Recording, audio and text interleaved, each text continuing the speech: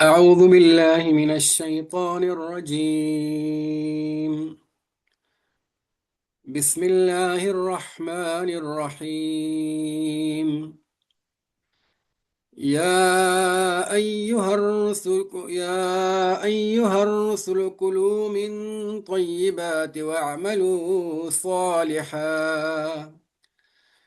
إني بما تعملون عليم. وإن هذه أمتكم أمة واحدة وأنا ربكم فاتقون. فسقى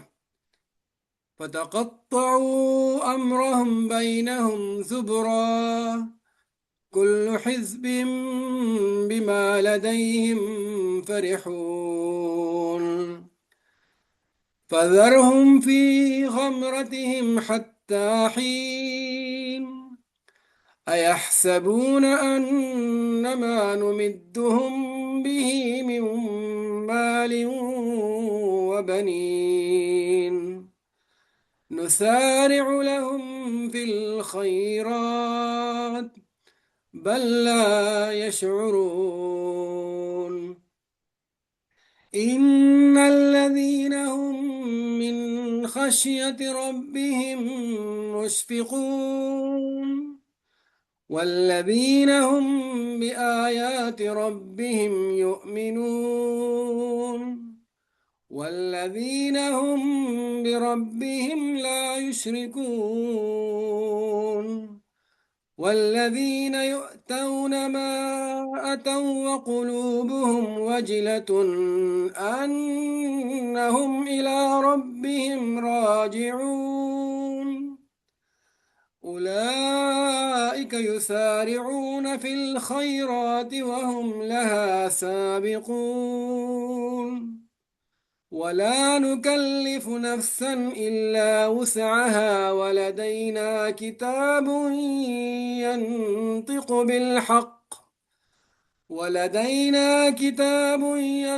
بالحق وهم لا يظلمون.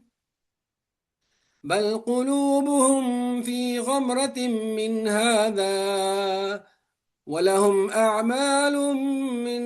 دون ذلك هم لها عاملون. حتى إذا أخذنا مترفيهم بالعذاب إذا هم يجأرون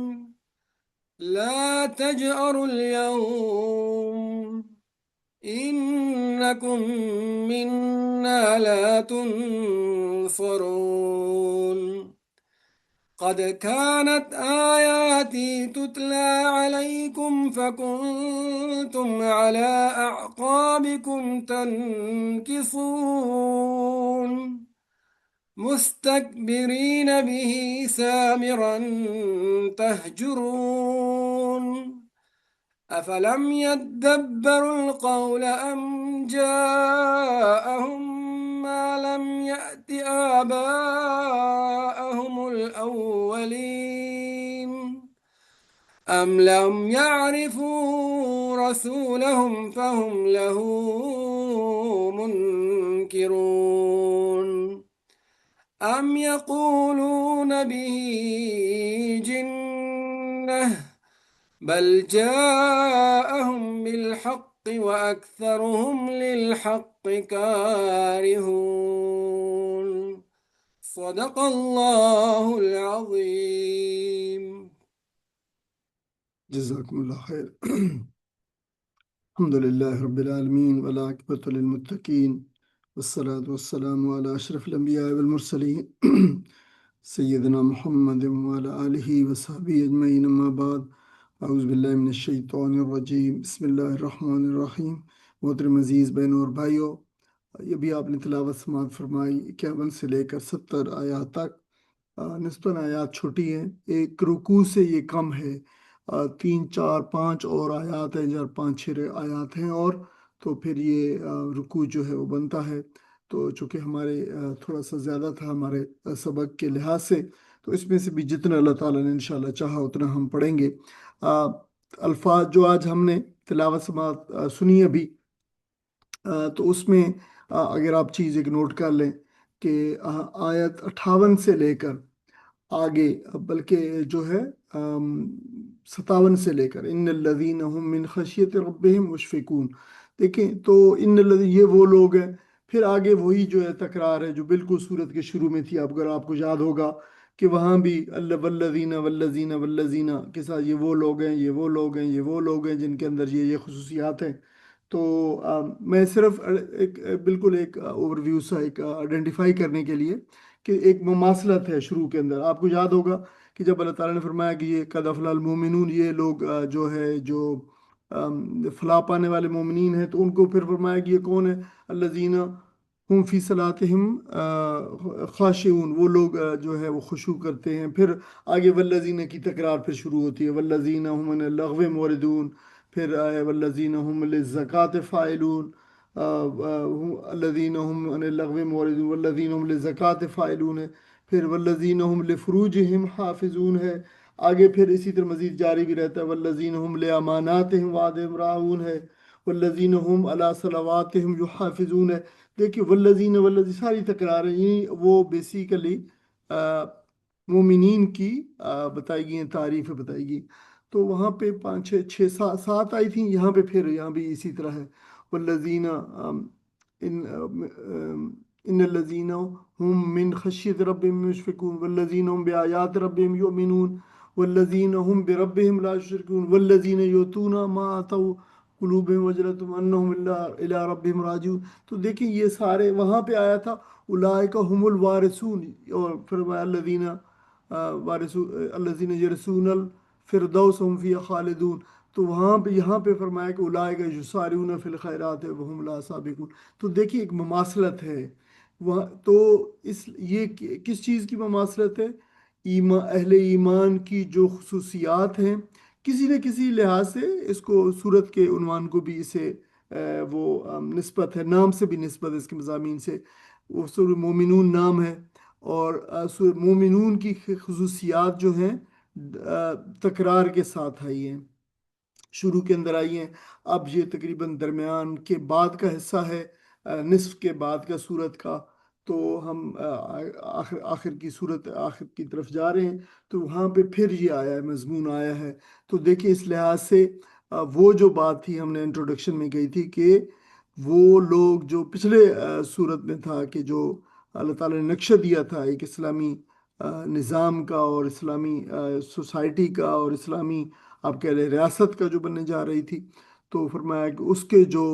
کے اندر جو رہنے والے ہوں گے، اس کو جو ایگزیکیوٹ کرنے والے ہوں گے، اس کو جو قائم کرنے والے ہوں گے، وہ کون لوگ ہیں؟ وہ یہ مومنون ہوں گے، ان کی یہ خصوصیات ہیں۔ تو یہ ایک جو نئے کے لحاظ سے کنیکشن بھی ہے، تو میں نے سوچا کہ آپ کی یہ ایک اچھا ریفرنس ہے، تو جب ہم پڑھیں گے انشاءاللہ تو پھر یہ اس کو زیادہ میک سینس ٹو اٹ۔ اچھا، ہم سورت کا جو دوسرا حصہ ہے دعوت انبیاء علیہ السلام کا، نوح علیہ السلام کا قصہ آ گیا تھا، پھر اس کے بعد ہود کا اور سمود کا، ان کا قوم سمود کا قصہ آ گیا تھا، ہود علیہ السلام کی قوم کا قصہ آ گیا تھا، موسیٰ اور فرعون کا جو بات آ گئی تھی۔ تو اب پھر جو ہے وہ مجموعی طور پر آج جو ہے کہ اسباق جو ہیں آیات جو ان میں رسولوں کو خطاب کیا گیا، ہدایات دی گئی ہیں، اور وحدت عقائد کے یہ عقیدے کے لحاظ سے سارے ایک قسم کے لوگ تھے۔ پھر اس کے بعد جب رسولوں کے بعد ان کی امت جو ہے کی بات آئی، ان کی امتیوں کی بات آئی، تو انہوں نے پھر کیا کیا کہ اس دین کو جو ایک ہی چلا رہا تھا، تو انہوں نے پھر ٹکڑے ٹکڑے کر دیا اس کو۔ پھر آگے وہی آیات جو میں نے آپ کے سامنے ابھی جن کا ذکر کیا ہے 57 سے 61 تک، اہل تقوی کی نمایاں صفات کو پھر بیان کیا گیا ہے، مزید کو بیان کیا گیا۔ اصل میں کچھ جو وہاں شروع میں سورت کے شروع میں 7 بیان کی گئی تھی، یہاں پہ 4 5 کا مزید اضافہ کیا گیا ہے۔ تو اب دیکھیں کہ ایک پوری پروفائل بنتی جا رہی ہے اہل ایمان کی، اہل تقوی کی۔ اور پھر جو ہے آخر میں جو آج کے سبق ہے اس میں پھر 70 آیات تک پھر کفار کی صفات کو، ان کے انجام کو، ان کی باتوں کو، ان کے اعتراضات کو، ان کے مرض کو جو ہے وہ بیان کیا گیا۔ تو انشاءاللہ تعالی آج ہم جو ہے پڑھیں گے، اور جو الفاظ ہم نے جو ابھی دیکھے ہیں ان کی ساتھ وہ بھی کریں گے، ان کی معرفت بھی انشاءاللہ حاصل کریں گے۔ اللہ تعالیٰ نے ارشاد فرمایا یا ایھا الرسل، اے رسولو، جمع ہے جو ہے میسنجرز، رسول واحد ہے، رسل جو ہے وہ جمع ہے۔ یا جو لایا گیا اس سے پہلے بھی ہم پڑھتے چلے آ رہے، ندا کے لیے، آواز دینے کے لیے آتا ہے، یا انسان یا کسی کو نہیں ہو تو حرف ندا ایسے کہتے ہیں جس سے آواز دی جاتی ہے۔ لیکن اجوہا کیوں آیا ہے؟ اجوہا بھی جب منادہ وہ شخص ہوتا ہے جس کو آواز دی جائے، یہاں پہ رسولوں کو آواز دی جا رہی ہے تو رسول جو ہے منادہ ہے۔ اگر جو منادہ ہے جس کو آواز دی جا رہی ہے اس کے اوپر اگر الف لام آئے، جیسے آپ دیکھ رہے ہیں کہ یہاں پہ رسول پہ اوپر الف لام پہلے آ گیا ہے، تو اگر مذکر ہو تو پھر اجوہا کا اضافہ کر دیتے ہیں۔ بات کو جو ہے جو الفاظ ہیں اس کی جو ہے خوبصورتی کے لیے اس کو آواز کو دیکھتے ہیں، ایک منہ بھر کے آواز بات جو کی جاتی ہے تاکہ منہ خالی نہ رہ جائے، یا جو ہے ایک جو ہے اس میں اس کے اندر ایک کمی نہ رہ جائے۔ تو اور اگر یہ جو ہے الف لام داخل ہو لیکن اگر مذکر نہ ہو،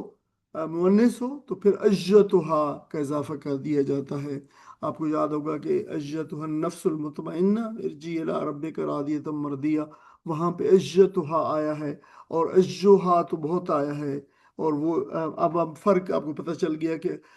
یا اجوہا کب آتا ہے اور اجتہا کب آتا ہے، تو جو ہے یہ فرق ہوتا ہے ان کے ساتھ۔ کلو، کھاؤ، اکالا سے، عقل جو ہے وہ کھانے کو کہتے ہیں، من طیبات، پاکیزہ، طیبات اردو کا لفظ ہے، پاکیزہ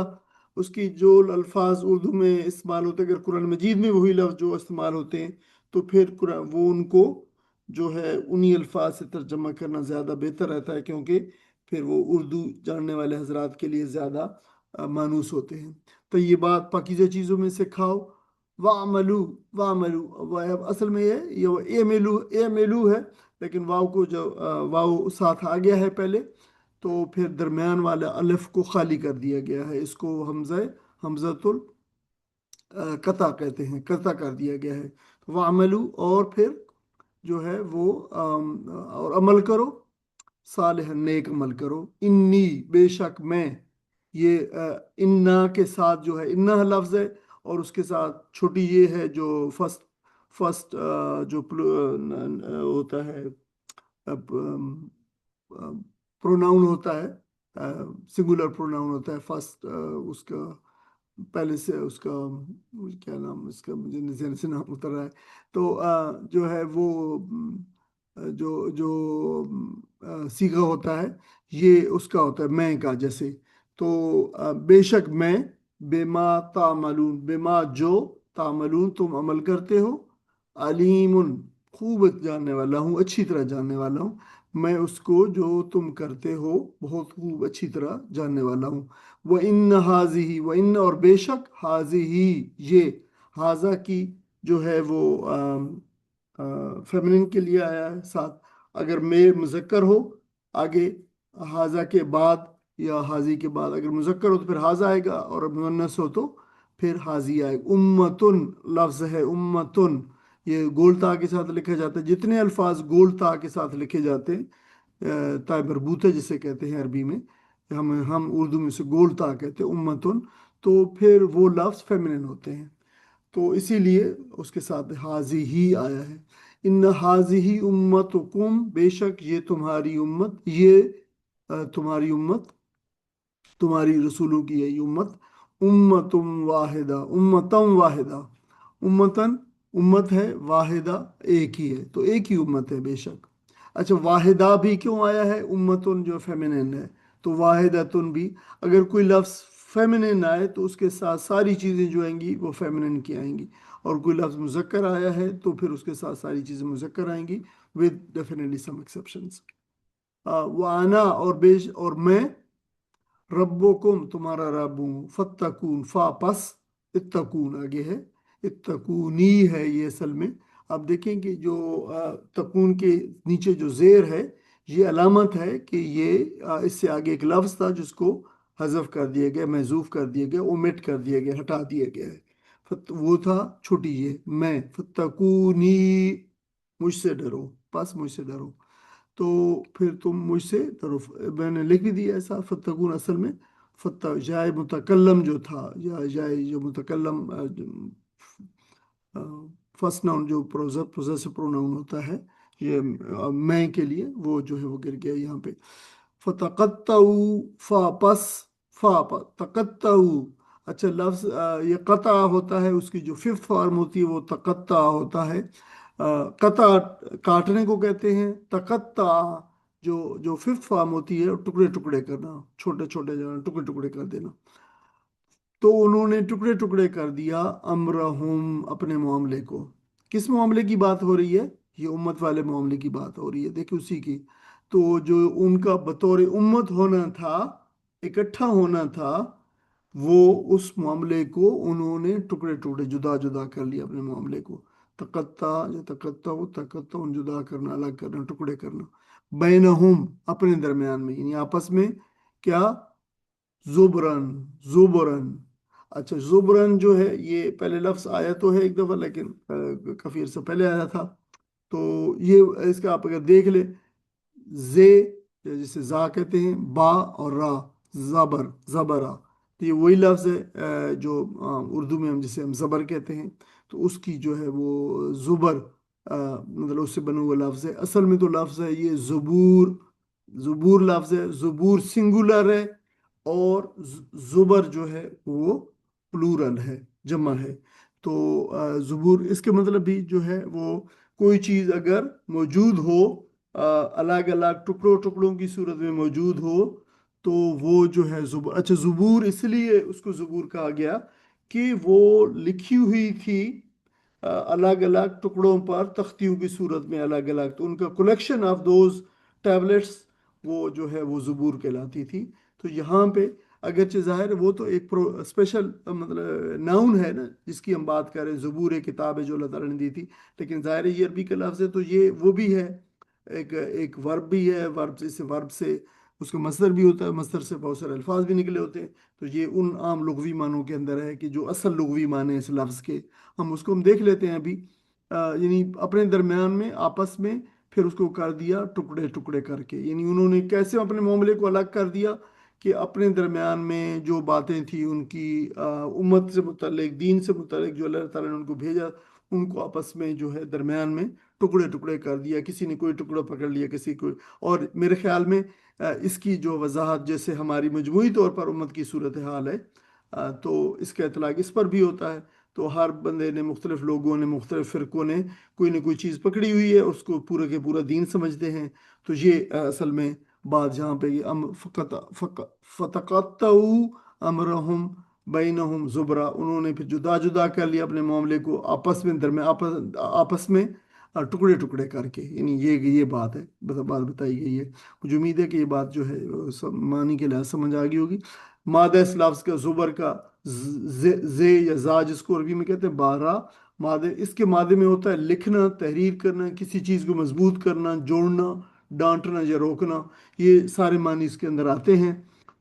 تو اسی سے پھر زبور وہ چیز جو الگ الگ کر کے لکھی ہوئی چیز کو ایک جگہ پہ یکجا مضبوط کر دیا گیا، وہ چیز پھر زبور کہلائی. اور زبور اس کی جمع پھر زبر ہے. تو یہ اس کے معنی ہے. تو جیسے میں نے کہا کہ اس کے واحد زبور ہے، جمع زبور ہے. پارا پارا یعنی پارے، بہت سارے پارے کہہ لیں. قرآن مجید بھی بیسیکلی وہی ہے. دیکھیں اس کو جو ہے تو سی پارا جو ہے ہماری جو پرشین لینگویج سے ہمارے ہاں جو آیا ہے فارسی زبان سے، 30 پارے، پارے یعنی مختلف پارے. دستاویزیں، ٹکڑوں کی صورت میں لکھی ہوئی دستاویزیں وہاں پہ تو جو تھیں ان کو اس زبور کے نام سے جو ہے وہ ریفر کیا گیا ہے. اچھا یہ تو آپ پھر پوچھ رہے ہوں گے، یقیناً آپ کی سمجھ رہے ہوں گے کہ یہ لفظ جو اردو میں ہم جو زبر استعمال کرتے ہیں، عربی میں تو اس کو فتحہ کہتے ہیں. فتحہ جو کسی لفظ کے اوپر آئے تو پھر جو ہے وہ اس کو کہہ لیں کہ ایک آواز دیتا ہے اس کو. تو وہ آواز کون سی ہوتی ہے؟ وہ آواز کو اوپر اٹھانا ہوتا ہے، اوپر اٹھانے کی علامت ہے. یعنی فتحہ جو ہے یا زبر جو ہے اردو میں، یہ دراصل آواز کو اوپر اٹھانے کی ایک علامت کے طور پر لکھا جاتا ہے. یعنی اس سے مطلب ہوتا ہے کہ اس آواز کو، اس لفظ کو مضبوط کرنا، ابھارنا، نمایاں کرنا. یہ بات ہوتی ہے۔ اور ظاہر ہے یہ اس کو عربی میں فتح کہتے ہیں، تو آواز کو پرومیننٹ کرنے میں یا اوپر اٹھانے میں یا ابھارنے کی وجہ سے اس کو جو یہ زبر کا اس کو جو کہا جاتا ہے، یہ اس وجہ سے اس کو ہم نے زبر کا جو ہے وہ دیا ہے۔ بنیادی طور پہ ہم نے لیا وہیں سے ہے، عربی سے لیا ہے زبر کے لفظ کو، لیکن ہم نے اس میں تھوڑے سے اپنے ایک اضافی جو ہے اس میں وہ ایڈ کر دیے ہیں ہم نے۔ آ، اس میں چونکہ مضبوط کرنا چیز کو نمایاں کرنا اس معنوں میں ہوتے ہیں، تو پھر اس آواز کو جس کو کے اوپر ہم زبر ڈالتے ہیں، اس آواز کو، اس لفظ کو، حرف کو ہم جو ہے نمایاں کرتے، مضبوط کرتے ہیں، اس وجہ سے اس کو زبر کہا جاتا ہے۔ تو یہ ہوپ فلی کہ اس کے ہوگا کلو حزبن، کلو ہر ایک حزب، حزب کا پتہ ہم جانتے ہیں گروہ، ہر گروہ نے اس کو اپنے اپنے درمیان میں معاملے کو الگ الگ کر لیا، وہ کر دیا، لیکن ساتھ آپ یہ کی بات، کلو حزبن ہر ایک گروہ جو ہے، بما جو، لدیہم، لدائی جو ہوتا ہے پاس کے معنی کے ہوتا ہے، یہ کوئی چیز جو آپ کے پاس ہو، آپ کی پوزیشن میں ہو، یعنی آپ اسے کہہ سکتے ہیں کہ یہ اصل میں جو اسپیس ایڈورب ہے، ایڈورب آف اسپیس ہے، پاس ہونا۔ اللہ تعالیٰ نے فرمایا کہ لدینا، قرآن مجید کے فرمایا کہ یہ کتاب ہمارے پاس ہے، تو لدیہم جو ان کے پاس ہے، ہر ایک گروہ اس کے بارے میں جو ان کے پاس ہے، فرحون بہت خوش ہے، فرحون یعنی جس نے جس چیز کو دین کے حصے کو پکڑ رکھا ہے، اس پہ وہ بڑا خوش ہے کہ ہمارے پاس اصل دین آ گیا ہے۔ ٹھیک ہے، فرحون اردو کا لفظ ہے، فرح خوش، اور فرحون خوش بہت زیادہ اترانے والے۔ اللہ تعالیٰ فرمایا فذرہم، پس ذرہم چھوڑ دیجئے ان کو، انہیں چھوڑ دیں، وزر اجزر وزرن، یہ وزرنی والمکذبین، یہ ان جھٹلانے والوں کو مجھ پہ چھوڑ دیں، اللہ تعالیٰ نے فرمایا ہے، نظر انداز کرنے کے معنوں کے اندر ہے، ان کو چھوڑ دیں آپ، اللہ نبی صلی اللہ علیہ وسلم کو فرمایا جا رہا ہے، فی غمرتہم، ان کے غمر کے اندر، یعنی ان غمر جو ہے غفلت کے معنوں میں آیا ہے، حتیٰ یہاں تک کہ ہین جو ہے ایک وقت خاص مقرر وقت تک، غمرہ وہ کثیر پانی جس کی تہ نظر نہ آئے، وہ غمرہ ہے، ڈیپ کے معنوں کے اندر ہے، جی کہ نیچے، تو تشبیہاً اس سے مراد ہوتا ہے بڑی گہری جہالت، چھا جانے والی غفلت، وہ غفلت جس میں انسان جو ہے کسی چیز کے بارے میں کوئی بالکل سوچے تک نہیں اور بڑا غفلت میں دور چلا گیا ہو، وہ غمرت ہے۔ تو وہ جو ہے وہ اس میں جو ہے یہ بات بتائی گئی ہے۔ یحسبون، کیا، یحسبون وہ حساب کرتے ہیں، حساب لگاتے ہیں، یعنی وہ حساب لگانے کا مطلب ہے وہ گمان کرنے کے معنوں میں آتا ہے، ہر جگہ جہاں بھی آئے یحسب یا یحسبون، تو پھر وہ گمان کرنے، کیا وہ خیال کرتے ہیں، گمان کرتے ہیں، انما کہ وہ خیال کرتے ہیں، نمدہم، نمدو، دیکھیں یہ لفظ جو ہے یہ چار لفظ سے مل کر بنا ہے، دو سے تین سے، نون پیش نو، ہم، آگے ہے مدہ جو مدو، اصل میں یہ امدہ، میرے خیال میں یہ امدہ سے ہے، فورتھ فارم آف جواب ہے، لیکن اس کا مادہ وہی ہے، لفظ دیکھیں میم کے بعد تشدید ہے دال کے اوپر، میم دال دال، مدد، تو مدہ جو مدو جو ہوتا ہے اس کی جو فورتھ فارم ہوتی ہے امدہ جو مدو ہوتی ہے، امدادن، امدہ جو مدو امدادن، مدد کرنا، اس کے معنی کے اندر آتا ہے، بھی بے شک ہم جو مدد کر رہے ہیں، ہم ان کی، بھی اس کے ساتھ، امدہ یمدو، امد یمدو امدادن، مدد کرنا، اردو میں مدد، امداد، مدت، مد و جزر، مد جس کو کھینچا جاتا ہے، لمبا کیا جاتا ہے، تو یہ سارے اردو میں اس سے نکلی ہوئی، جو ہم جو مدد کر رہے ہیں ان کی، اس کے ساتھ، کس چیز سے، من مال و بنین، مال سے اور بیٹوں سے، یہ دو چیزیں تھیں پرانے زمانے کے اندر، جو وہ سب سے زیادہ انسان جن سے طاقتور ہوتا تھا، جس کے پاس مال ہے اور پاس بیٹے اور مین پاور ہے، دونوں چیزیں، نساریو، نساریو ہم جلدی کر رہے ہیں، لہم فی الخیرات، ان کو،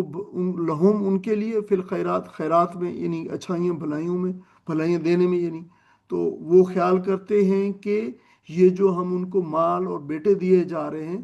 تو ہم ان کو بھلائیاں دینے میں جو ہے نا جلدی کر رہے ہیں، وہ یہ خیال کرتے ہیں، اس کو جو ہے وہ کیا گیا ہے، اس کو سارا جو سارے ہو، مساراتن، یہ جو ہے باب مفعلہ سے ہے، جو ہے جلدی کرنا، تو اردو میں سرعت، سری اور اسراء سے نکلے ہوئے لفظ ہے، بل، یہ بلکہ اس کی وہ کر دی گئی جو ہے بل جو ہے یہ حرف استدراک ہے، یا حرف بلکہ حرف اس کو ریٹریکشن پارٹیکل، ریٹریکشن پارٹیکل ہی کہتے ہیں، کہ یہ پچھلے معنی کو ہی تردید کرتا ہے۔ نہیں نہیں، ایسا نہیں ہے، بلکہ اصل بات یہ ہے لا یشعرون۔ اصل بات کیا ہے؟ لا یشعرون، وہ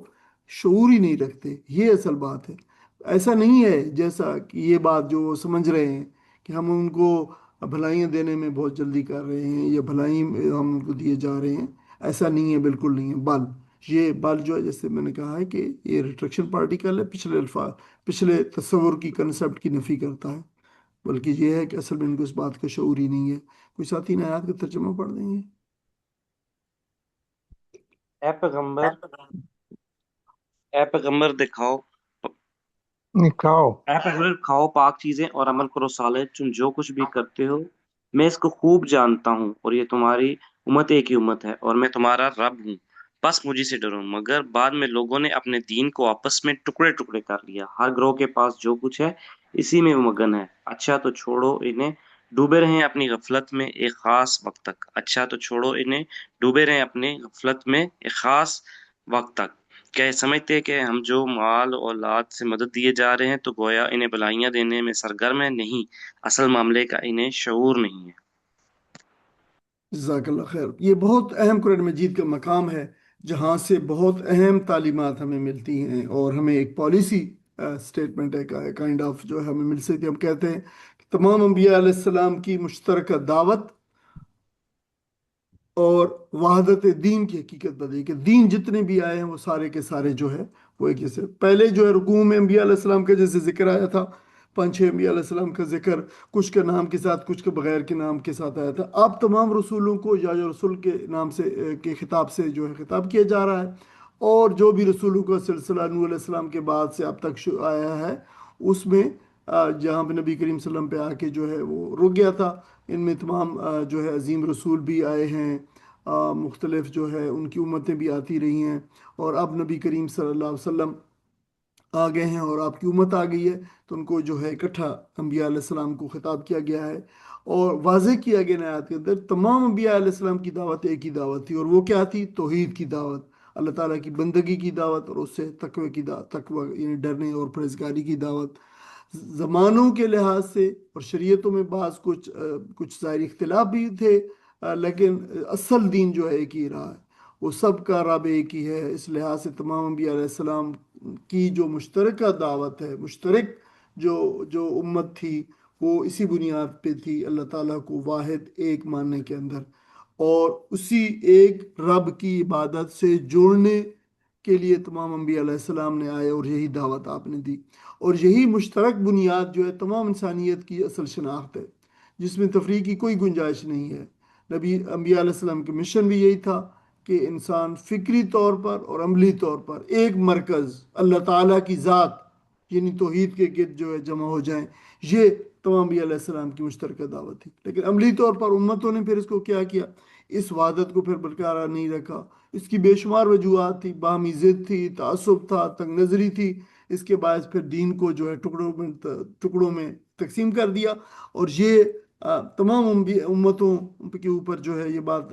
صادق آتی ہے، اور ہماری امت نبی کریم صلی اللہ علیہ وسلم کی امت کے پر بھی یہی بات ثابت آتی ہے کہ مختلف وجوہات کی بنیاد پر لوگوں نے امت کے ٹکڑے کر دیے، اپنے چھوٹے چھوٹے گروہ بنا لیے، اپنے گروہوں کے نام رکھ لیے، پھر آئیڈینٹیفیکیشن اور مختلف قسم کی شناخت کے لیے مختلف قسم کے خاص قسم کے وضاحت اختیار کر لی، مختلف سلوگنز اختیار کر لیے، اپنی نئی نئی فقہ بنا لی، مثال کے طور پر کہ یہ ہماری ہے، یہ نماز کا ٹائم ہمارا ہے، یہ نماز کا ٹائم ہمارا ہے۔ تو اس طریقے سے یہ جو ہے یہ وہ تقسیم ہے جس کا قرآن مجید جو ہے وہ ذکر کر رہا ہے۔ یہ رویہ اس بات کی علامت ہے کہ اصل دین سے زیادہ لوگ اپنے گروہ کی شناخت کو اہمیت دیتے ہیں۔ مثال کے طور پر لوگوں سے پوچھیں بھائی آپ کیا ہیں، آپ فرقے کے نام لے کے تو الحمدللہ میں تو اس فرقے سے ہوں، یعنی یہ نہیں کہتے کہ اللہ الحمدللہ ہدانا الاسلام، کہ اللہ تعالیٰ نے ہمیں اسلام کی ہدایت سے اور اسلام سے روشناس کیا اور اللہ تعالیٰ نے ہمیں مومن بنایا، بلکہ وہ اپنی شناخت جو اپنے فرقے سے کرواتے ہیں اور اس پہ فخر محسوس کرتے ہیں۔ تو اس صورتحال کو بیان کر کے نبی کریم صلی اللہ علیہ وسلم کو تسلی دی گئی ہے کہ ہدایت کا اصل پیغام واضح ہو چکا ہے، تو یہ لوگ اپنی کھوئی حقیقت کو قبول نہ کریں تو ان کے نہ ماننے پہ آپ زیادہ جو ہے وہ رنجیدہ خاطر نہ ہوں آپ۔ پھر آگے جو 54 آیات ہے یہ بڑی معنوی گہرائی رکھتی ہے۔ نبی کریم صلی اللہ علیہ وسلم کو یہ بھی تسلی دی گئی کہ دیکھیں یہ بڑی سخت غفلت کے اندر ڈوبے ہوئے ہیں، اور پھر اس غفلت کے باعث سرکشی ان کے جو ہے اندر سرایت کر گئی ہے، بس ان کو ایک وقت ان کے لیے مقرر ہے، اس وقت تک آپ ان کو ان کے حال پہ چھوڑ دیں۔ اور اس بات کا اظہار بھی ہے کہ دعوت کے تمام تقاضے پورے کیے جا چکے ہیں، حجت تمام ہو چکی ہے، ہدایت کا فیصلہ آخر اللہ تعالیٰ کے ہاتھ میں ہے، اور قریش کی اکثریت نے واضح دلائل کے باوجود حق کا انکار کر دیا ہے اور جو اپنی ضد پر قائم ہے۔ تو آپ نبی کریم صلی اللہ علیہ وسلم کو بتایا کہ آپ رنجیدہ نہ ہوں، ہر قوم کی ایک مہلت ہوتی ہے، اللہ تعالیٰ دیتا ہے، یہ اس کی سنت ہے، جس کے بعد وہ اپنے اعمال کے انجام سے پھر جو ہے دوچار ہوتی ہے، اور آخر کار یہ لوگ بھی اپنی غفلت اور سرمستی کے نتائج جو ہے یہ خود دیکھ لیں گے۔ مال و اولاد کا فریب جو ہے اس کا ذکر کیا گیا ہے کہ دیکھیں یہ تو حقیقت آزمائش ہے، آزمائش کی حقیقت یہی ہے،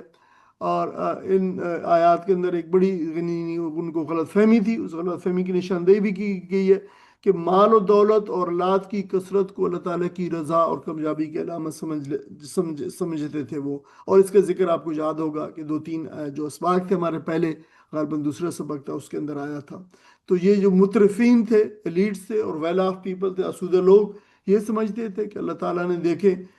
ہمیں بہت زیادہ دے رکھا ہے، کس قدر ہمیں جو ہے سامان کی اور چیزوں کی اور خوشحالی ہے، اور یہ جو اہل ایمان ہیں ان کی زندگی کو دیکھیں، تنگی اور اسر، اور اگر اللہ تعالیٰ ان پہ راضی ہوتا تو ان کو کیوں نہ زیادہ دیتا اللہ تعالیٰ، تو یہ اللہ تعالیٰ ان سے راضی نہیں ہے، تو یہ اس بات کی علامت ہے کہ یہ کوئی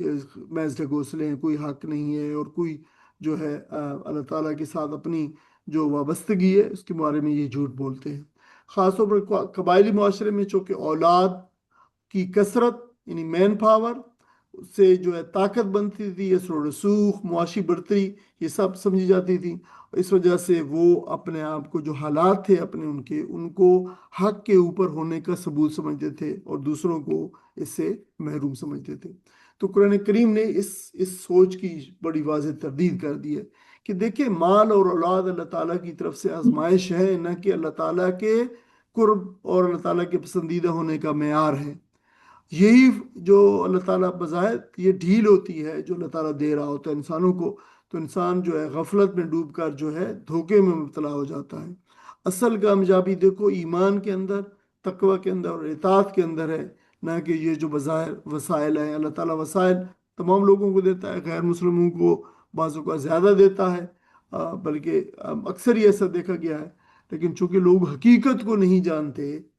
اس لیے جو چیز ان کے لیے آزمائش ہے اور ممکن ہلاکت کا باعث ہے وہ اس نے اپنے ساتھ کامیابی تصور کر رہتے۔ اگر آپ کو یاد ہوگا کہ قارون کے جو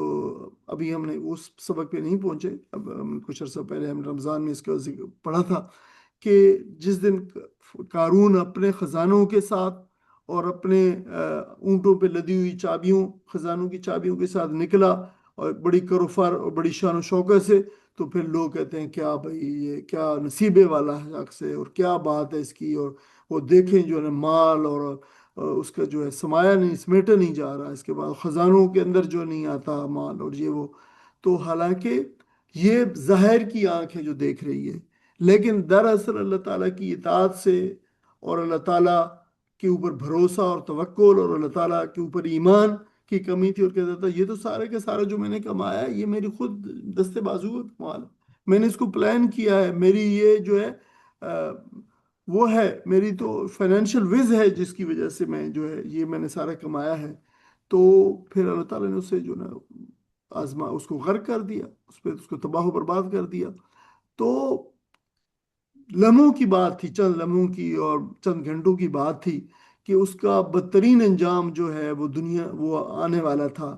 لیکن ظاہر کی آنکھ دیکھ رہی تھی کہ بہت بڑا ہے۔ تو اللہ تعالیٰ یہ بات جو ہے نا یہاں پہ بتائی جا رہی ہے کہ ظاہر کے جو وسائل ہیں، اسباب ہیں، یہ ضروری نہیں ہے کہ یہ کامیابی کا جو ہے وہ کوئی کرینہ ہو، بلکہ اصل کامیابی ایمان اور تقوی کی ہے۔ آگے اللہ تعالیٰ نے ارشاد فرمایا ان الذین ہم، وہی بات اب آ رہی ہے، وہی جو میں نے ذکر کیا تھا، بے شک یہ وہ لوگ ہیں جو من خشیت ربہم، من خشیہ اپنے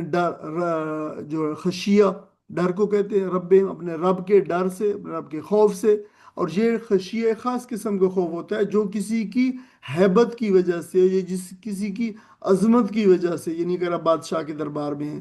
تو جو کیفیت طاری ہوتی ہے وہ خشیہ ہے. اور اپنے جو بادشاہوں کا بادشاہ ہے اس کا جو ڈر اور خوف ہے تو وہ خشیت ہے. مشفقون ڈرنے والے ہیں، اپنے رب کے خوف سے وہ ڈرنے والے. مشفقون اشفاقن مز ہے شفقہ سے،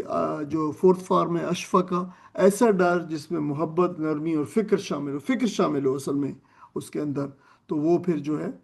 وہ ڈر ہے یہ والا. تو اردو میں اس سے شفق اور جو ہے وہ ملا جلا جو ہوتا ہے نا، تو دیکھیں کہ جو شفق ہوتا ہے جو شام کا وقت ہوتا ہے، جو اندھیرے اور روشنی کا ملاپ ہوتا ہے، ٹوائلائٹ جو ہوتی ہے، تو وہ بھی اسی طرح مکس ہوتا ہے. اس وجہ سے اردو کے اندر شفیع کسی سے نکلے ہوئے لفظ ہے، اشفاع کسی سے نکلے ہوئے شفیق ہونا، یہ سارے لفظ اسی سے. والذین ہم اور وہ لوگ جو بے آیات ربہم اپنے رب کی آیات سے یومنون ایمان لاتے ہیں، اپنی رب کی آیات پر ایمان لاتے ہیں. والذین ہم اور وہ لوگ جو بے ربہم اپنے رب کے ساتھ لا یشرکون اب شرک نہیں کرتے. یہ سارے الفاظ آسان ہیں. والذین یؤتون اور وہ لوگ جو دیتے ہیں ما آتو جو انہوں نے دیا، یہ بھی ترجمہ کیا کہ جو انہوں نے دیا یا جو دے سکیں، دونوں ترجمے ٹھیک ہے. اصل تو لفظ ماضی کا ہے، آتا جو انہوں نے دیا، آتا یوتی اطان دینا، اور آتا جو ہے فی الماضی ہے. جو انہوں نے جو وہ لوگ دیتے ہیں جو انہوں نے دیا، یا وہ جو لوگ دے سکیں وہ دیتے ہیں، یہ بھی ترجمہ کر سکتے ہیں. تو اگر آپ اس کو وہ پہلے الفاظ کو بتا دیے کہ یوتو نے جو دیتے ہیں، ما تو جو انہوں نے دیا، جو انہوں نے دیا وہ دیتے ہیں، یہ مطلب ہے. یا وہ جو کچھ دے سکیں اللہ کی راہ میں وہ پھر اس کو وہ دیتے ہیں، یہ بات ہے. وہ قلوبہم اور ان کے قلوب وجلہ. اچھا، یہ جو وجلہ لفظ ہے قرآن میں اکثر قلوب کے ساتھ ہے. جب دل کانپ رہا ہو جو ہے کسی سے ڈر سے، دل خاص طور پر، یعنی انسان یعنی ڈر کی کیفیت دل کے اوپر طاری ہو جائے اور دل جو ہے ڈر رہا ہو، تو وہ قلوبہم وجلہ. اس ہر جگہ پہ جو ہے یہ لفظ قرآن مجید میں اسی کے ساتھ آیا ہے. تو ان کے دل جو ہے ڈرنے والے ہوتے ہیں، یہ بات بتائی گئی. وجلا یوجلو وجلن ڈرنا، گھبرا جانا، دل کا لرزنا، یہ بات جو ہے بتائی گئی ہے.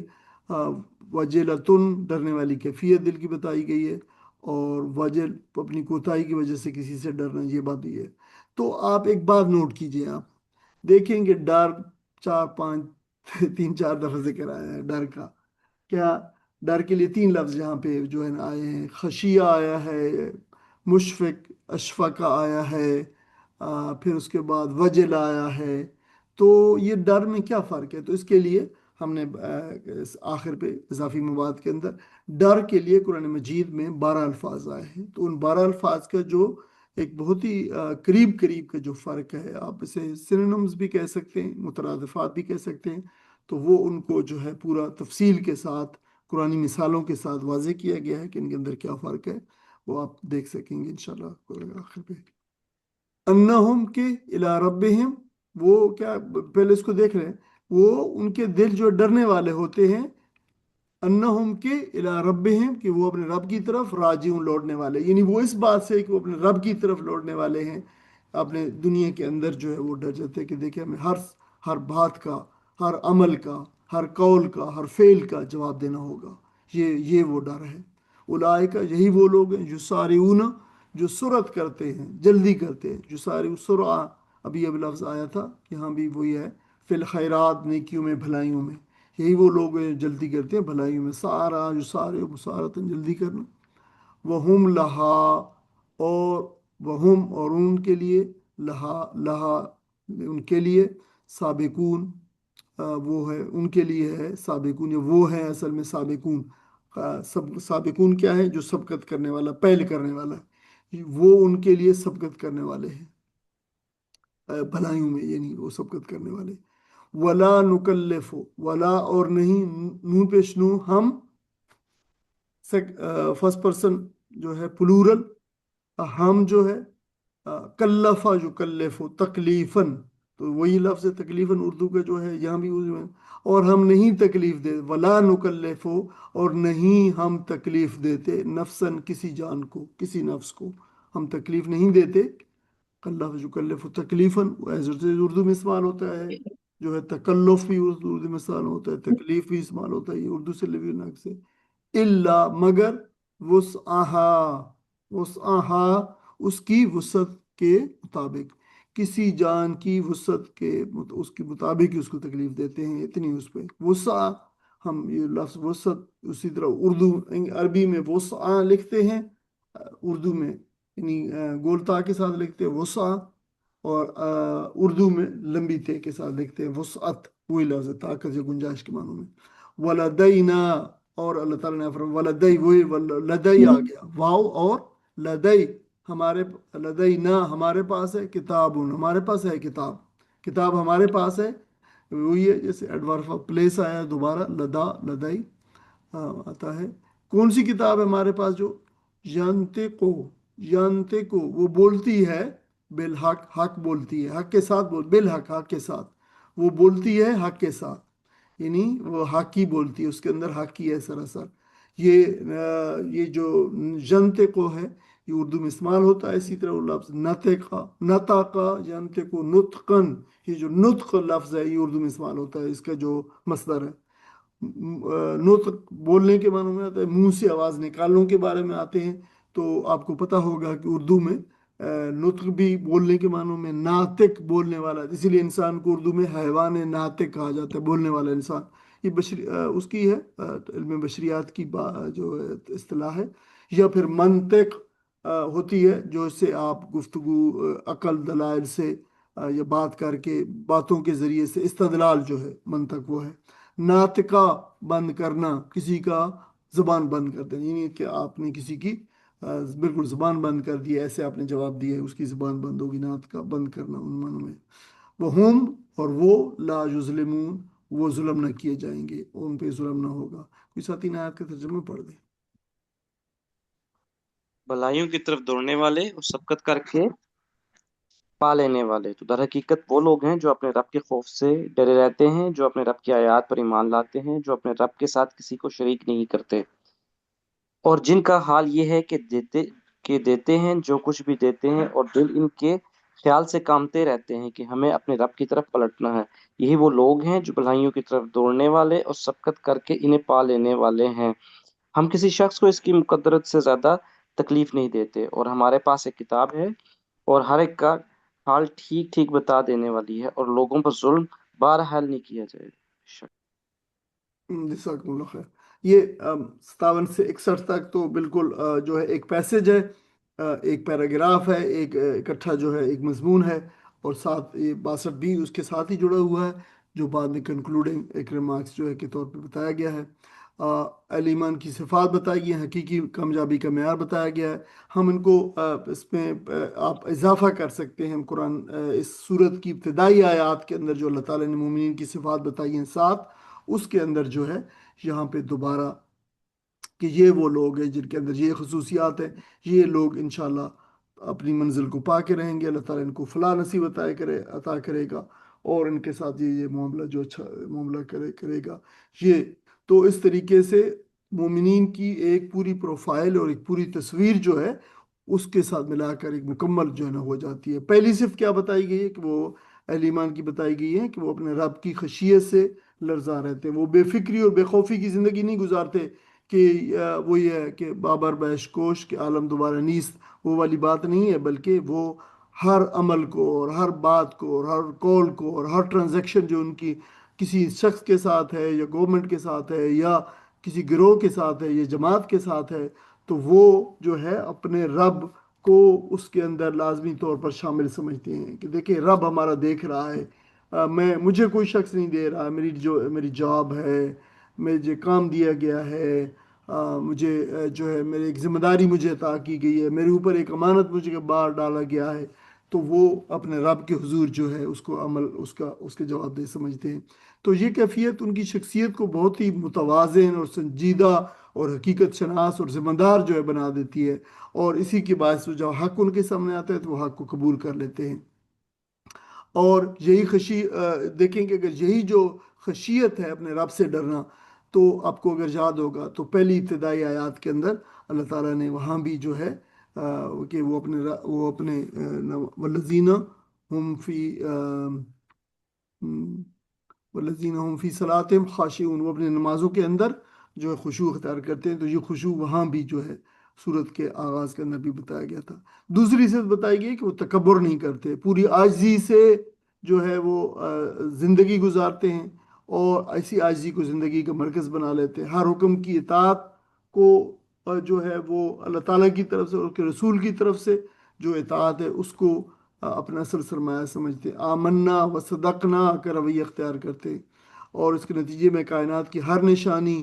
ان کے ایمان کو مزید مضبوط کرتی ہے اور اللہ تعالیٰ کے قریب لے جاتی ہے۔ یہ بات جو بتائی گئی 58 کے اندر۔ پھر جو ہے 59 آیت کے اندر تیسری صفت بتائی گئی ہے کہ وہ اللہ تعالیٰ زندگی کے سفر میں اللہ تعالیٰ کے اوپر بھروسہ کرتے ہیں، کسی کے سامنے دست سوال دراز نہیں کرتے، اور اللہ کے حضور جو ہے وہ اللہ سے امیدیں باندھتے ہیں، اسی سے خوف کھاتے ہیں، اور اللہ تعالیٰ کے آگے ہی جھکتے ہیں، اور زندگی کے ہر معاملے میں اللہ کے سوا کسی کے حوالے کو قبول نہیں کرتے۔ چوتھی صفت بتائی گئی ہے کہ جب وہ خرچ کرتے ہیں تو خالصاً اللہ تعالیٰ کی رضا کے لیے کرتے ہیں، نمائش کے لیے اور فخر کے لیے اور کبر اور ریا کے لیے خرچ نہیں کرتے، بلکہ خرچ کرنے کے بعد بھی ان کے دل ڈرتے رہتے کہ پتہ نہیں کہیں اس کے اندر دکھاوا شامل نہ ہو جائے، پتہ نہیں اللہ اس کو قبول کرے نہ کرے، اور اس ڈر سے جو ہے وہ کرتے ہیں۔ صرف انفاق ہی نہیں بلکہ نیت کی پاکیزگی اور اخلاص بھی جو ہے یہ بنیادی شرط ہوتی ہے، یہ بھی چیز ان کے خرچ کرنے کے اندر شامل ہوتی ہے۔ اور ان آیات سے پہلے یہ واضح کیا گیا تھا کہ مال و اولاد کی کثرت کو خیر اور کامیابی سمجھ لینا ایک بڑی غلط فہمی ہے جو بھی ابھی حال میں نے پڑھا ہے، حالانکہ یہ دراصل آزمائش ہوتی ہے۔ تو یہ بات دیکھیں یہاں پہ ان کے ساتھ ریلیٹ کی گئی ہے۔ حقیقی بھلائی کا تعلق ظاہری وسائل سے نہیں بلکہ دل اور دماغ اور اصلاح اور فکر سے کی تبدیلی سے ہوتا ہے۔ دنیا پرست لوگ معمولی نقصان پر بھی بے چین ہو جاتے ہیں اور اپنی کامیابی کے لیے دوسروں کا حق مارنے کو بھی ہچکچاتے نہیں ہیں، لیکن جو یہ لوگ ہیں جو اللہ تعالیٰ نے صفات بیان کی مومنین کی، یہ ایسا نہیں کرتے۔ یہ اپنے دوسروں کی بھلائیوں کو اپنی ذات میں مقدم رکھتے ہیں اور سمجھتے ہیں کہ ہم نے ہر عمل کا اللہ تعالیٰ کے سامنے جواب دینا ہے۔ تو یہ دنیاوی عظمتوں کے فریب میں نہیں آتے بلکہ اصل معیار کو پہچانتے ہیں، اور وہ ہے اللہ تعالیٰ کی رضا، نہ کہ اپنا ذاتی مفاد۔ اور اسی فکری اور عملی تبدیلی کے نتیجے میں حقیقی خیر ان کی زندگی کے اندر بھی فروغ پاتا ہے، اور یہی وہ چیز ہے جو اللہ تعالیٰ کہ ہاں ان کو کامیابی اور فلاح کا جو ہے وہ دکھائے گی۔ تو یہ بات بتائی گئی ہے۔ پھر ایک بات اہم بتائی گئی ہے کہ اللہ تعالیٰ کسی انسان کے اوپر بقدر استطاعت ہی اس کو جو ہے تکلیف دیتا ہے۔ یہ انسانی ذمہ داری کی حقیقت کے حوالے سے اس کو واضح کیا گیا ہے کہ یہ اس بات کی دلیل ہے کہ ایمان اور تقوی اور نیکی کا راستہ جو ہے کوئی فوق البشر چیز نہیں ہے۔ یہ نہیں ایسے نہیں بتایا گیا کہ اگر تم راستے پہ چلو گے تو یہ اتنا مشکل راستہ ہے کہ اس کو تم جو ہے طے نہیں کر سکو گے۔ یہ بات بتائی گئی ہے کہ ایسا نہیں ہے، بلکہ دین کے اندر بھی اور ان راستوں بے شک اس کے اندر عظیمت بھی ہے، لیکن اللہ تعالیٰ اسی قدر کسی کے اوپر بوجھ ڈالتا ہے جتنا وہ اس بوجھ کو اٹھا سکتا ہے، اور اللہ تعالیٰ کو علم ہے یہ کہ کون کتنا بوجھ اٹھا سکتا ہے، کون کتنی تکلیف برداشت کرتا ہے۔ اللہ تعالیٰ اس قدر ہی تکلیف اس کو جو ہے وہ دیتا ہے، اس کی تکلیف یا اس کے برداشت کرنے کی جو مقتدرت ہے اس سے بڑھ کر جو اللہ تعالیٰ جو ہے وہ کسی کو نہیں دیتا، اور بالکل منکرین کے یہ عذر کو ختم کر دیتا ہے۔ نبی کریم صلی اللہ علیہ وسلم نے بطور رسول جو ہے اللہ تعالیٰ کے حبیب ہونے کے ساتھ ساتھ جو ہے آپ ایک بشر اور انسان بھی تھے۔ تو دیکھیں کہ آپ نے خالصتاً انسانی سطح کے اوپر جو ہے وہ آ کر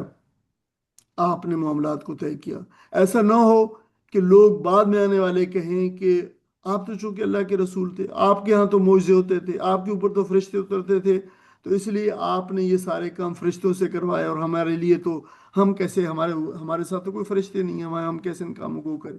تو آپ نے ہر موقع کے اوپر جتنی شدید مشکلات بھی آئیں تو آپ نے ان مشکلات کو جو ہے آخری برداشت کی حد تک جو ہے نا جانے دیا، اور لوگوں کو یہ بتائیں، یعنی جب لوگوں کے اوپر بھوک تھی، اور تو آپ کے اوپر بھی بھوک تھی، اور آپ نے بھی کئی کئی دن سے کھانا نہیں کھایا ہوتا تھا، تو لوگوں نے بھی، تو ایسا نہیں تھا کہ جو ہے نبی کریم صلی اللہ علیہ وسلم کو کوئی اسپیشل خوراک کھانا مل رہا تھا اور لوگوں کو نہیں مل رہا تھا۔ غزوہ تبوک کا موقع کے اوپر بہت لوگ جو ہے نا وہ تھے، تو نبی صلی اللہ علیہ وسلم نے پانی کی 30,000 کا لشکر تھا، 20 رپورٹ کیا جاتا ہے 30,000 کا، غالباً 20 سے 30,000 کے درمیان تو ڈیفینیٹلی تھا۔ تو پانی کی قلت ہو گئی، شدید پیاس کی، تو نبی صلی اللہ علیہ وسلم نے فرمایا کہ اچھا تم جو ہے کل یہ جو وہاں پہ ایک جگہ ہے، وہاں پہ تو ڈیزرٹڈ پلیس تھی بالکل، وہاں پہ کنویں تھے کچھ، تو تم جو ہے ان کنوؤں تک جو ہے پہنچ جاؤ گے کل۔ تو اس دن پھر اگلے دن جو ہے تبوک پہنچ گئے، تو وہاں پہ جو ہے وہ لوگ اتنے پیاسے، نبی صلی اللہ علیہ وسلم نے کہ وہاں پہ پہنچو تو کوئی شخص پانی نہ پیے وہاں پہ اس جگہ پہ جب تک میں وہاں پہ نہ آ جاؤں۔ تو پھر جو ہے بہرحال لوگوں نے جو ہے وہ اتنے اس قدر وہ تھے کہ کچھ لوگ وہاں پہلے پہنچ گئے اور پانی پینے شروع کر دیا، تو پھر نبی کریم صلی اللہ علیہ وسلم بھی آ گئے، اور آپ نے پھر اپنا لعاب ڈالا اور فرمایا کہ تم پانی پیو، اور سب کو لوگ پانی کافی ہو گیا۔ واپسی کے اوپر اس قدر تھا کہ اتنا، یعنی 1,000 کلومیٹر کا جو ہے وہ راستہ تھا، اور پانی کی شدید قلت ہو گئی، اور لشکر تھی بہت بڑا لشکر شدید، 2 کھجوریں، ایک کھجور 2 افراد کے لیے پر ڈے راشننگ تھی۔ اس جیشت الاسرہ کے اندر تنگی کا بڑا، اس کو کہا جاتا ہے جیشت الاسرہ، بڑی تنگی کا جو غزوہ تھا، جہاد تھا، تو پانی نہیں تھا، اور ایسا تھا کہ لوگ آئے، اور یعنی نبی صلی اللہ علیہ وسلم کو معلوم تھا کہ لوگ بڑے ہو رہے ہیں، کچھ لوگوں نے اونٹ ذبح کر دیے پانی کے لیے کہ اسے پانی نکال کر کچھ پئیں، یعنی یہ نوبت آ گئی تھی، اور لوگ اب بلک بلک پانی کے لیے، تو یہ صورتحال ہو گئی۔ نبی کریم صلی اللہ علیہ وسلم کے سارے علم تھے، آپ تو سارے کے سراؤنڈنگ کا اور دشمنوں کا ہر جگہ خیال رکھتے تھے، تو اس موقع پہ حضرت ابوبکر رضی اللہ عنہ فرمایا کہ یا رسول اللہ، پانی جو ہے اللہ تعالیٰ سے دعا فرمائیے، پانی لوگ اب یہ کیفیت ہو گئی ہے کہ لوگ اب پیاس سے مرنے لگے ہیں۔ تو پھر اللہ تعالیٰ نے، نبی صلی اللہ علیہ وسلم نے ہاتھ اٹھا دیے اور اللہ تعالیٰ سے پانی کی دعا فرمائی آپ نے، اور اللہ تعالیٰ نے پھر جو ہے وہ پانی برسا، آسمان سے بارش ہوئی، اور لوگوں نے پھر خوب پانی پی، اور جانوروں نے بھی پانی پی، اور جو اس طریقے سے واپس آئے، لیکن لوگوں کو یہ بتایا کہ دیکھو میں بھی اللہ تعالیٰ سے اب مانگ رہا ہوں، تو یہ ہمارے لیے راستہ چھوڑ دیا اس وجہ سے نا کہ جب مشکل پیش آئے جہاں بھی کوئی آ رہا ہے تو اللہ تعالیٰ سے دعا کرو، اور اللہ تعالیٰ تمہاری دعاؤں کو جو ہے قبول کرے گا۔ تو یہ وہ بات تھی جو اصل میں نبی کریم صلی اللہ علیہ وسلم کو اس طریقے سے مافوق الفطرت طریقے سے پیش کیا جاتا ہے کہ جیسے ان کا ہمارے لیے جو ہے نمونہ مشکل ہو جائے، لیکن آپ نے بالکل خالصتاً انسانی سطح کے اوپر جو اسٹرگل کی اور فیصلہ کیا ہے آپ نے۔ تو فیصلہ کر دیا کہ انتخاب اب انسان کا ہے، وہ نیکی کا راستہ اختیار کرے یا برائی کا اختیار کرے۔ اہل ایمان کو تسلی دی گئی ہے کہ دیکھیں جو آزمائشیں پیش آ رہی ہیں یہ تمہاری ہمت سے باہر نہیں ہے، یہ تمہاری ہمت کے اندر ہی ہو، ان کے اوپر جو ہے وہ ڈٹے رہو تم، یہ بات بتائی گئی ہے۔ اور اللہ تعالیٰ اپنی بندوں کو صلاحیتوں کو اور ان کی حدوں کو خوب جانتا ہے، وہ کسی پر اتنا بوجھ نہیں ڈالتا کہ اس کو اٹھا نہ سکے۔ اور آخر میں بتایا گیا کہ دیکھیں ہر انسان کے اعمال کی ایک کتاب اللہ تعالیٰ کے پاس ہے، اور یہ نامہ اعمال اس کے اندر درج ہو رہے ہیں، اور فعل اور قول اور نیتیں بھی درج ہو رہی ہیں۔ قیامت کے دن یہی کتاب کھول دی جائے گی اور اس کی ہر سطر گواہی دے گی۔ پھر جیسے سورہ کاف کے اندر بھی فرمایا کہ وَوَضَعَ الْكِتَابَ فَتَرَى الْمُجْرِمِينَ مُشْفِقِينَ مِمَّا فِيهِ وَيَقُولُونَ يَا وَيْلَتَنَا مَا لِهَٰذَا الْكِتَابِ لَا يُغَادِرُ صَغِيرَةً وَلَا كَبِيرَةً إِلَّا أَحْصَاهَا۔ تو وہ کہیں گے کہ یہ کیا کون سی کتاب ہے جس کے اندر ہر چھوٹی بڑی بات جو ہے وہ درج ہے، وہ بڑے حیران ہوں گے یہ کیسی کتاب ہے۔ تو اسی بات بتائے کہ اللہ تعالیٰ ہر بات کو لکھ رہا ہے، لکھے بندوبست کیا ہوا ہے، اور کسی شخص کے ساتھ وَهُمْ لَا يُظْلَمُونَ، اور کسی کے ساتھ ظلم نہ کیا جائے گا، یہ بات بتائی۔ بل قلوبہم، بلکہ ان کے قلوب فی غمرت، وہی آگے سخت غفلت میں پڑے ہوئی ہے، غفلت جہالت چھا جانے والی غفلت، من ہاذا، اس سے، کس سے کی بات ہو رہی ہے بھی؟ قرآن کی، اس قرآن سے بڑے غفلت میں پڑے۔ وَلَهُمْ أَعْمَالٌ، اور ان کے لیے اعمال ہیں۔ کون سے اعمال ہیں؟ ظاہر ہے یہ برے اعمال ہیں۔ اس قرآن سے ان کے دل غفلت میں پڑے، ان کے لیے کئی برے اعمال ہیں۔ من دون ذالک، اس کے علاوہ بھی، ہم لہا عاملون، اس کے علاوہ بھی وہ ان اعمال کو، ہم وہ لوگ، لہا ان کے، عاملون عمل کرنے والے، ان اعمال کے کو کرنے والے ہیں، انجام دینے والے ہیں، یعنی حتیٰ یہاں تک کہ اذا اخذنا، ہم جب لے لیں گے، پکڑ لیں گے، ہم جب پکڑیں گے، یعنی مطلب ہے مترفیہم، ان مترفین کو، خوشحال لوگوں کو، بالعذاب، عذاب کے ساتھ، جب عذاب میں ہم ان مترفین کو پکڑ لیں گے تو کیا ہوگا؟ اذ اذا ہم یجعرون، اذا ہم یجعرون، تو اذا تب تو، یعنی دین دیٹ ٹائم، ہم وہ لوگ،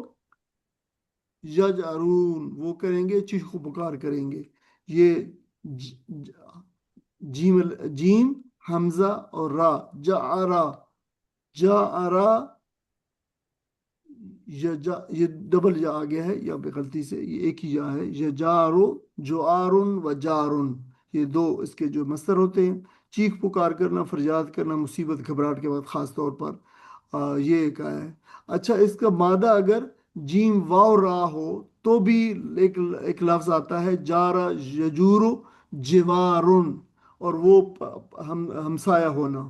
ہمسائیگی، جوار جسے جار کہتے ہیں، پڑوسی، ٹھیک ہے، تو وہ بھی اسی کے، وہ بھی جارا ہے، یہ جا آرا ہے، وہ جارا، جارا، یہ وہ قریب کے لفظ ہیں، اس لیے میں نے اس کو لکھ دیا تاکہ جو ہے وہ نہ ہو۔ تو اگر جیم کے بعد حمزہ آئے، جیسے لا تجرو، تو یہ جو ہے چیخو پکار ہے، فریاد ہے، لا تجرو تو چیخو پکار نہ کرو، الجوم آج چیخو چلاؤ مت آج، انکم بے شک تم، منا، منا ہم سے، یعنی ہماری طرف سے، لا تنصرون تم مدد نہ کیے جائیں گے، نصرہ سے مدد نہ کیے جاؤ گے، قد کانت، قد یقینی طور پر، یقیناً، کانت تم تھے، یا آیاتی تھیں، اصل میں آیاتی یقینی طور پر تھیں میری آیات، تتلا پڑھی جاتی، یقیناً میری آیات پڑھی جاتی تھیں، جو ہے علیکم تم پر، فکن تم اور تم تھے،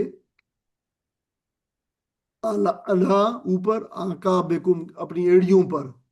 تم تھے اپنی ایڑیوں پر، تن کے سون پھر جانے والے،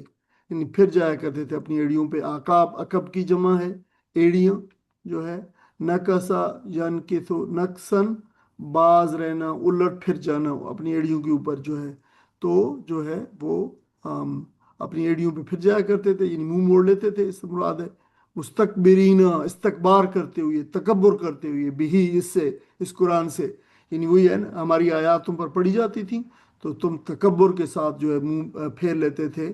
پورے کے پورا پھر جاتے تھے اپنی ایڑیوں کے اوپر، واپس دوبارہ پلٹ جاتے تھے، تو مطلب ہے کہ پیٹ پھیر لیتے تھے،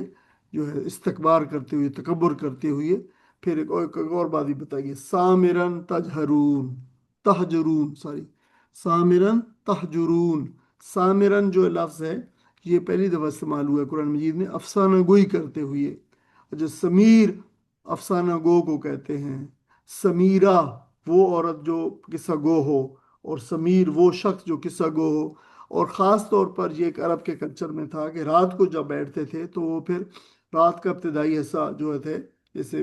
عشاء کے قریب کا حصہ اور عشاء کے تھوڑی سی دیر کے بعد تک، تو یہ لوگ جو ہے اس طرح قصہ گوئی کرتے تھے۔ یہ روایت جو ہے بڑی اسٹیبلش روایت تھی، ایران میں ڈیولپ ہوئی تھی، ایران میں، اور پھر وہاں سے پھر قرب و جوار کے اندر پھیلی، تو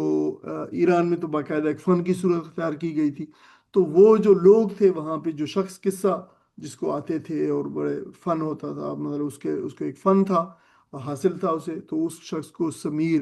یا جو ہے وہ کہتے تھے قصہ گوئی کے لیے، تہجرون بےہودہ گوئی کرتے تھے،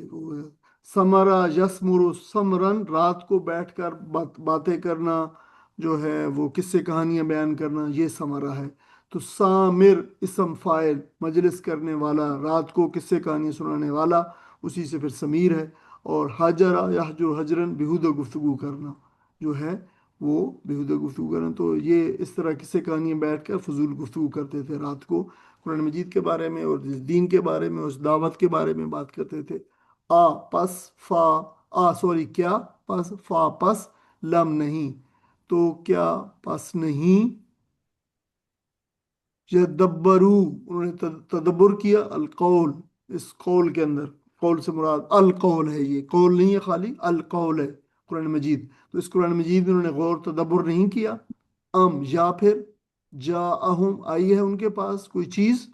जा जो जियो मजीन। अच्छा, ये जा जो लफ्ज़ है, जब आने का फेल वाक़ई हो चुका हो तो फिर उसे उस वक्त आता है, यानी वाकई कोई चीज़ उनके पास आ चुकी है। मालम याति, जो नहीं आई, याति यहाँ पे आता याति थी आनन, आम तौर पर आना पहुँचना, किसी दूसरे के काम के नतीजे में आना, ये दोनों के आनों में फ़र्क है, जा आ और आता में ये फ़र्क है दोनों का। आबा आ, उनके आबा के पास, अलवलीन जो पहले थे, उनके आबा व अजदाद जो पहले थे, ये उनके पास कोई चीज़ आई है, यानी उनके, ये बात जो ने पूछी है ये, कि उनके पास कोई चीज़ आ गई है जिसकी बुनियाद पर वो कहते हैं, या उनके आबा व अजदाद के पास इससे पहले कोई चीज़ आई थी, ये बात की गई है। इनके आयात का तर्जुमा पढ़ देंगे सर। मगर ये लोग इस मामले से बेखबर हैं और इनके अमाल भी इस तरीके से जिनका ऊपर जिक्र किया गया है मुख्तलिफ हैं। वो अपने ये करतूत किए जाएंगे यहाँ तक कि जब हम इनसे इनकी अयाशियों को अजाब में पकड़ लेंगे तो फिर वो डकराना शुरू कर दें। अब बंद करो अपनी फरियाद और वगाम, हमारी तरफ से अब कोई मदद नहीं मिलती। मेरी आयत सुनाई जाती हैं तो तुम रसूल की आवाज़ सुनते ही उल्टे पाँव भाग निकलते थे, अपने घमंड में इसको खातर ही में ना लाते थे, अपनी चौपाइयों में अपने चौपालों में इस पर बातें छांटते और बकवास किए करते थे। क्या इन लोगों ने भी कभी इस कलाम पर गौर नहीं किया, या वो कोई ऐसी बात लाया है जो कभी इनके असलाफ के पास ना आई थी? जज़ाकल्लाह। असल में कभी कभार कोई लफ्ज़ पुरानी उर्दू का लफ्ज़ आ जाता है जो उस वक्त तो मुस्तमल होता था, लेकिन आजकल मुस्तमल नहीं। डकराना मतलब है ख़ास तौर पर स्ट्रेस के वक्त और मुश्किल के वक्त कोई ज़ोर से आवाज़ मदद के लिए जो दवा देना, चीखना चिल्लाना, उसको डकराना पुरानी ज़रा उर्दू में हम इस्तेमाल, अब कभी भी कभी कभार होता है, लेकिन शायद हम जो है वो इतना इस्तेमाल नहीं है, तो वो लफ्ज़ है ये। तो अब देखें कि मुतरफिन की गुमराही के सबब बताया गया है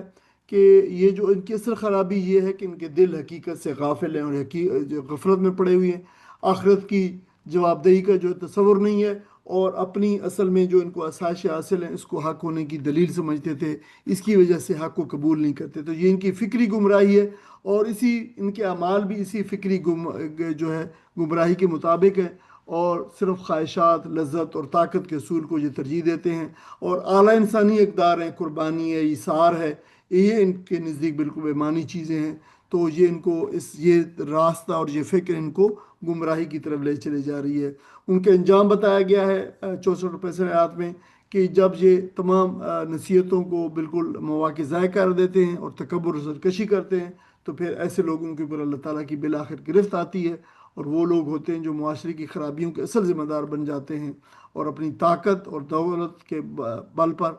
जो है वो हक को रद्द करते हैं, और फिर इन्फ्लुएंस भी करते हैं दूसरे लोगों को भी कि इसको कबूल ना करें। तो जब अजाब आता है तो बड़ी चीख पुकार करते हैं, तो उनसे कह दिया जाता है कि अब इसकी कोई जो है वो फ़ायदा नहीं है, इसकी आज मदद की तुम्हें किसी किस्म की कोई सूरत नहीं होगी। तुमने जानबूझकर बिल्कुल डिलिबरेटली और थाटफुली तुमने जो है हक को ठुकराया था, तुम्हें अल्लाह ताला ने मोहलत भी दी है, तो मोहलत से भी तुमने कोई फ़ायदा नहीं उठाया। तो अब जो है तुम्हें किसी किस्म की कोई जो है तौबा और रिपेंटेंस जो है तुम्हें फ़ायदा नहीं देगी, और तकब्बुर के बायस ये हक पे इतराज़ करते हैं। ये बात जब बताई गई है, और नबी करीम सल्लल्लाहु अलैहि वसल्लम की नसीहत को जो है वो संजीदा नहीं लेते, उसे बेवकूफ़ समझते हैं, अपनी महफिलों में बैठकर कुरान के मुतालिक किस्से कहानियाँ बयान करते हैं और मजाक उड़ाते हैं, और ये उनका हक से एराज़ की और तकब्बुर की जो अलामतें हैं, ये बात जो है वो बताई बताई गई है। और मुशरिकीन की मुखालफत के नाम नहाद असबाब में बताया गया है कि देखें, ये ऐसा नहीं है कि इन्होंने कुरान पे गौर जो है वो किया हो। हकीकत यह है कि कुरान ना तो कोई पेचीदा कलाम है, और ना उनकी ज़बान से मुख्तलिफ कोई और ज़बान में नाजिल हुआ है, बल्कि बड़ी फसी और बलीग अरबी ज़बान में नाजिल हुआ है, जिससे बड़ा अच्छी तरह ये समझते हैं। और ये तो ज़बानों के, बल्कि अपने आप को कहते हैं कि हम ज़बानों के और कलाम के और जो है बलागत के माहिर हैं। तो ये तो बड़ी उसी ज़बान में नाजिल हुआ है, उनकी जो अपनी ज़बान है। तो कुरान की तालीम और उसका उसलूब और उसका असर इस कदर वाज़ेह है कि इसको नज़रअंदाज नहीं कर सकते। लिहाजा जो है ये बहाना कि इन्होंने इसको समझा नहीं है, ये इस पे गौर नहीं किया, बिल्कुल एक जो है ये उज़र लंग है, और ये जो है ये लेम एक्सक्यूज़ है। اور دوسرا عذر یہ پیش کرتے تھے کہ یہ دعوت کوئی نئی اور اجنبی چیز ہے، ایسا بھی نہیں ہے۔ قرآن مجید میں اس کو بیان کیا ہے کہ یہ بہت سارے انبیاء اس سے پہلے یہی دعوت پیش کر چکے ہیں۔ تو مشرکین مکہ دیگر اقوام اور انبیاء اور ان کی تاریخ سے واقف تھے، اس لیے یہ مسئلہ نہ تھا کہ کوئی ان کو لا علمی تھی یا نہ اجنبیت تھی، بلکہ زید تکبر اور حق کو جان بوجھ کر رد کرتے تھے۔ تو یہ آیت واضح کرتی ہے کہ انکار کی بنیاد دلیل نہیں ہے، بلکہ ان کی ہٹ دھرمی اور تعصب اور تکبر تھا، جس کی وجہ سے وہ اس حق کو جو ہے وہ قبول نہیں کرتے تھے۔ تو یہ وہ باتیں ہیں جو یہاں پہ اس حصے کے اندر مشرکین کو، جو مشرکین کی خصوصیات ہیں، ان کا تکبر ہے، ان کا عناد ہے، ان کی ہٹ دھرمی ہے، ان کا انکار ہے، اور پھر ان کا انجام بھی ہے، اور آخرت کے اندر بھی ان کا انجام جو برا انجام اس کا ذکر کیا گیا ہے۔ تو یہاں پہ اب آگے مزید کچھ آگے اگلے سبق کے اندر آیات ہوں گی جو ان میں 2-3 ان کی مزید اس طرح کی جو ہے صفات بیان کی گئی ہیں، اور پھر آگے نیا مضمون شروع ہوگا۔ تو اس طریقے سے آپ دیکھ سکتے ہیں کہ یہ جو 51 سے 70 تک کی آیات ہیں، ان کا پورا خلاصہ بھی بیان کیا گیا ہے کہ کن آیات کے اندر کون سا جو مضمون، ذیلی مضمون آیا ہے، اور اس میں کیا بات بیان کی گئی ہے، یہ بھی جو ہے پورے کا پورا اس کا خلاصہ دیا گیا ہے۔ اور جیسے میں نے کہا تھا کہ ڈرنے کے لیے قرآن کریم میں، ڈرنے کے مفہوم میں جو 12 الفاظ ہیں قرآن مجید میں، خافا، خشیہ، خشع، اتقا، حذرا، راعا، اوجسا، وجفا، وجلا، رہبا، راعبا اور اشفاقا، یہ الفاظ آئے ہیں۔ ان کے معنی بھی بتائے گئے ہیں، قرآن مجید سے ان کی مثالیں بھی بتائی گئی ہیں۔ یہ صرف ریفرنس سلائیڈز ہیں یہ والی بتائی گئی ہیں، تاکہ آپ جب ان کو بھی پڑھیں گے تو آپ کے اوپر واضح ہو جائے گا کہ یہ قرآن مجید میں جیسے یہ آئے ہیں تو دیکھیں اس کی ان کی سینس کیا ہے۔ ڈر تو ہے ہر جگہ پہ، ڈر ان تمام 12 جگہوں پہ جو ترجمہ کیا گیا ہے وہ ڈر کیا گیا ہے، لیکن دیکھیں اب 12 الفاظ آئے ہیں تو ظاہر 12 مختلف شیڈز ہیں ڈر کے، تو کون سا شیڈ کب کس جگہ پہ اپلائی ہے، اس میں کیا جو ہے اس میں معنی ہے، تو یہاں پہ یہ واضح کیا گیا ہے۔ جو ریفرنس سلائیڈز ہے بالکل ان کو آگے میں خلاصہ بھی ان کا بیان کیا گیا ہے کہ کس لفظ کے اندر جو ہے وہ کون سا اس کا خلاصہ کیا ہے، یہ بھی بیان کیا گیا ہے۔ تو یہ آپ مجموعی طور پر اس کو پڑھیں گے اور دیکھیں گے تو آپ کی مجموعی جو قرآن کے بارے میں جو آپ کہہ لیں کہ انڈرسٹینڈنگ ہے، آپ کے جو فہم ہے الفاظ کا، یہ خود بخود انشاءاللہ بہتر ہوگا، اور آپ مزید اس طریقے سے آپ جو ہے جیسے دیکھیں یہ 12 الفاظ ہیں تو 12 قرآن مجید میں مقامات جن کے 12 آیات کا ذکر ان میں ہے، تو وہ بھی آپ دیکھیں گے کہ وہ بھی آپ سیکھیں گے اس کے ساتھ۔ تو یہ اطراف کا جو سیکھنا ہے اور اضافی مواد کے ساتھ سیکھنا، تو یہ بھی انشاءاللہ آپ کی قرآن فہمی میں مدد کرے گا۔ تو یہاں پہ باقی انشاءاللہ تعالی ہم جو آگے کے سبق ہے وہ انشاءاللہ اگلے ہفتے سے جاری کریں گے۔ وآخر دعوانا الحمدللہ رب العالمین، وجزاکم اللہ خیرا۔